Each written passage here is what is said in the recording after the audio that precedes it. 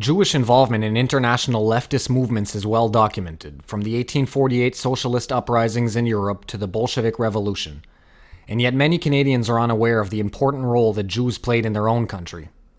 The impetus for tackling this topic is the following. Hardline Canadian conservative or civic nationalist rhetoric at the present time is bogged down on a single issue: reactionary and often scatological Muslim bashing without ever questioning the nature of multiculturalism or egalitarianism itself. Many even express the ludicrous notion that Justin Trudeau is solely responsible for our societal decline, and that somehow if he were removed from power, everything would return to normal.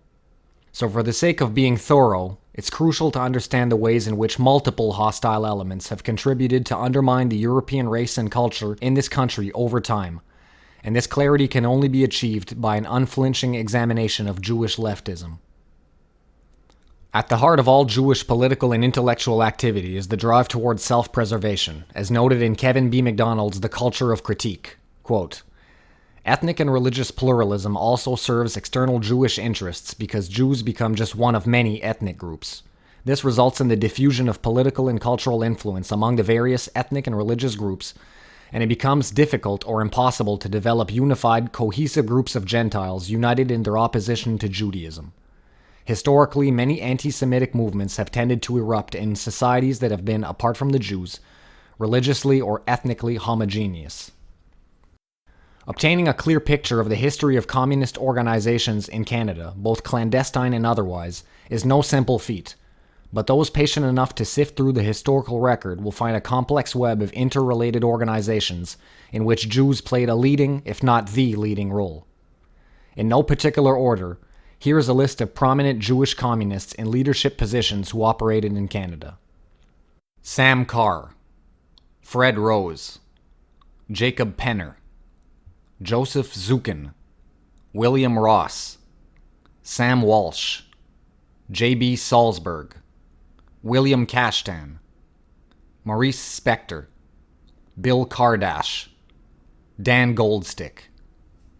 Considering that under Section 98 of the Canadian Criminal Code, unlawful associations were banned until 1937, and that the Communist Party of Canada itself was banned in 1941, many labor organizations and so-called workers' parties served as a front for illegal far-left groups. For this reason, it's only logical to view them as a more or less unified political force. Indeed, if Jews were vastly overrepresented in Canadian communist organizations, an analysis of labor movements, unions, and workers' rights groups in both Canada and the United States paints a similar picture. The central actor in the push for enforced egalitarianism and the growth of the welfare state in Canada was the Jewish Labor Committee. Founded in 1936, the JLC emerged from the ranks of the American Jewish Labor Committee, a massive coalition of labor groups with ties to the Workmen's Circle, a radical left Jewish organization that had its origins in Eastern Europe. In 1946, the JLC executive appointed the Polish-born Jew Kalman Kaplansky as national director in order to combat racial and religious prejudice within the Canadian trade union movement and among the general public. In association with the Canadian Jewish Congress, the Jewish Labor Committee would form a network of anti-discrimination committees in Montreal, Toronto, Windsor, Winnipeg, and Vancouver, all of which reported to Kaplansky. Using funds from a variety of sources, including both the Canadian Jewish Congress, the Jewish Labor Committee, the Jewish-helmed Canadian Congress of Labor, Jewish-dominated unions, and a number of other labor groups, Kaplansky's nationwide committees engaged in a wide range of propagandist activities, which aimed to educate the unenlightened Gentiles about the abhorrence of their desire for a racially homogeneous society. However, he was to soon change his strategy. In Kaplansky's view, convincing Canadians that racism was a bourgeois tool for class oppression wasn't enough. He had to force the government to criminalize it, and a convergence of external factors had prepared the terrain for him to do just that. In 1948, the United Nations had passed its Universal Declaration of Human Rights. The ideas of Jewish anthropologist Franz Boas, which viewed race as a social construct and downplayed the inherent differences between cultures, had come to dominate the social sciences, and this, combined with the post-war outrage towards Hitlerian ethnocentrism, made any talk of preserving one's race seem morally repugnant. The stage was set, and Kaplansky and the Jewish Labor Committee would find in Dresden, Ontario, the perfect vehicle to advance their egalitarian agenda. A small town near the U.S. border, Dresden was located at the end of the so-called Underground Railroad for fugitive slaves, and by the end of World War II, blacks constituted close to 20% of its 1,700 inhabitants. In the resulting backlash, many white business owners openly refused to serve blacks. Local hero and based Scotsman Morley Mackay, owner of Mackay's Cafe in Dresden, had recently garnered attention due to a complaint in this regard sent to the Minister of Justice by black resident Hugh Burnett.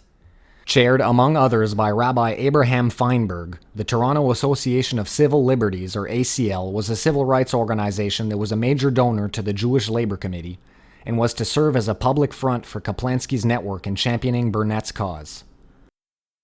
And so, in 1949, ACL Secretary Irving Himmel rallied a policy group of various ethnic organizations and Jewish-dominated trade unions to request that conservative Premier Leslie Frost pass the Fair Employment Practices Act, prohibiting discrimination in employment.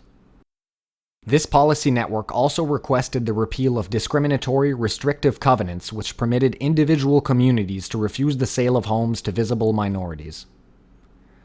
After a Maclean's article by the Jew Sidney Katz, what would soon be known as the Dresden Story would become a national issue.